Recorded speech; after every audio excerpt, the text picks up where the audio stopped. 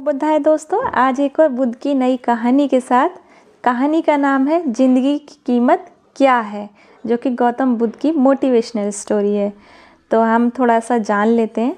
आज की इस बुद्धा स्टोरी के ज़रिए आप जानेंगे कि हमारी ज़िंदगी कितनी कीमती है और हमें अपनी इस कीमती ज़िंदगी को किस तरह जीना चाहिए। तो चलते हैं कहानी की तरफ। एक बार की बात है, गौतम बुद्ध अपने शिष्यों को ज़िंदगी से जुड़ी अच्छी बुरी चीज़ों का ज्ञान दे रहे थे।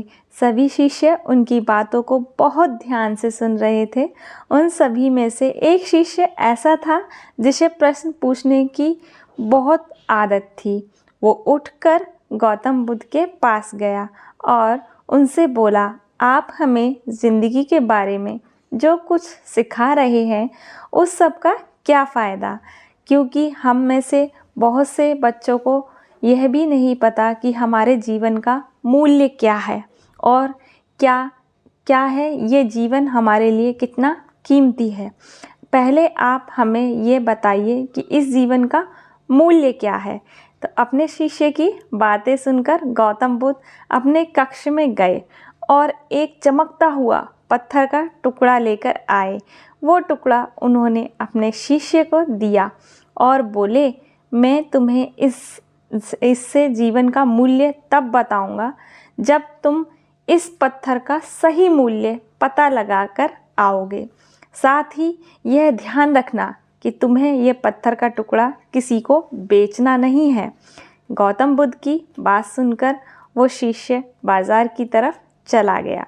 बाजार में सबसे पहले उसकी नज़र एक फल बेचने वाले पर पड़ी और उसने वो पत्थर उस फल वाले को दिखाया और बोला, इस पत्थर के बदले आप मुझे कितने फल दे सकते हो। फल वाला बोला, ये पत्थर कुछ खास तो नहीं है, लेकिन फिर भी इसके बदले मैं तुम्हें 10 केले दे सकता हूँ। वो शिष्य उस पत्थर को लेकर आगे चला गया। फिर उसे एक सब्जी वाला मिला। शिष्य ने उस सब्जी वाले से उस पत्थर की कीमत पूछी। सब्जी वाले ने उस पत्थर को ध्यान से देखा और बोला, इस पत्थर की कीमत के बदले मैं तुम्हें ज़्यादा से ज़्यादा एक बोरी भर के सब्जियां दे सकता हूँ।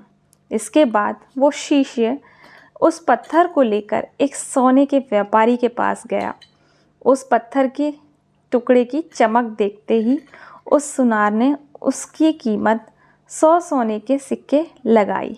शिष्य ने वो टुकड़ा बेचने से मना किया तो वो सुनार उसके बदले 200 सोने के सिक्के देने को भी राज़ी हो गया। तो लेकिन शिष्य ने वो पत्थर नहीं बेचा। इसके बाद वो शिष्य एक हीरे के व्यापारी के पास गया और उनके सामने उसने वो पत्थर के टुकड़े को रख दिया। उस पत्थर को देखते ही हीरो के व्यापारी ने एक साफ कपड़ा बिछाया, उस पत्थर को उसके ऊपर रख दिया, उसकी परिक्रमा की और हाथ जोड़कर उस पत्थर को कपड़े में लपेटते हुए वो बोला, तुम जिसे मामूली पत्थर समझकर उसकी कीमत पूछ रहे हो, असल में यह एक बेस को कीमती रूबी है। ऐसा रूबी हर किसी को नहीं मिलता। मैं अगर अपना सब कुछ भी बेच दूं तो भी इसकी कीमत नहीं चुका सकता। उस व्यापारी की बातें सुनकर वो शिष्य हैरान हो गया।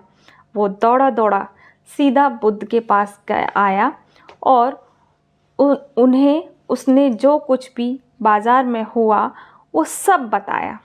उसकी अचरज भरी बातें सुनकर गौतम बुद्ध बोले, तुम्हारे सवालों का जवाब इस रूबी की कीमत में ही छिपा है। हमारा जीवन भी एक रूबी है, रूबी की तरह है। यह भी बेशकीमती है, लेकिन हम इस बात को हमेशा नज़रअंदाज करते हैं और अपने जीवन का मूल्य नहीं समझते हैं। हम दूसरों को देखकर और उनके जैसा जीवन जीने की कोशिश में अपने जीवन की कीमत को कम कर देते हैं। हम ये सोचते हैं कि हमारी ज़िंदगी की कीमत वही है जो दूसरे हमें बताते हैं, लेकिन यह बात हमेशा ध्यान रखना कि सामने वाला अपनी हैसियत, बुद्धि और अपनी समझ के हिसाब से तुम्हारी कीमत लगाता है। हमेशा याद रखें कि दिखावा करना ज़रूरी नहीं है। प्यार दोबारा मिल सकता है, पैसा फिर कमाया जा सकता है, लेकिन ज़िंदगी को फिर से पाया नहीं जा सकता। इसलिए अपनी इस बेशकीमती ज़िंदगी को अच्छे से जिए। तो आगे मैं दोस्तों यही कहना चाहूँगी कि हर पल का आनंद लें। कभी यह ना सोचें कि आप इस दुनिया में किसी काम के नहीं हैं, ना कभी ये सोचें कि आपकी ज़िंदगी व्यर्थ है। आपके होने या ना होने से कुछ फ़र्क नहीं पड़ता। जब भी ऐसे नेगेटिव विचार आपके मन में आए तो खुद को बस ये याद दिलाएं कि जीवन एक रूबी और ये बेशकीमती है। तो दोस्तों, आपको मेरी इस कहानी से काफ़ी सीख मिली होगी। और कई बार ऐसा होता है, हमारे मन में बहुत ख़यालात आते हैं कि हम किसी काम के नहीं हैं। कहावत में भी कहा गया है कि हीरे की परख जौहरी ही जानता है, हीरे की परख जौहरी ही जानता है। तो ठीक उसी प्रकार एक अच्छे व्यक्ति और ज्ञानी व्यक्ति की परख हर कोई नहीं कर सकता। तो इसलिए अपनी तुलना दूसरों से आंकना बंद करें। आप जो हैं अपने आप में सर्वश्रेष्ठ हैं।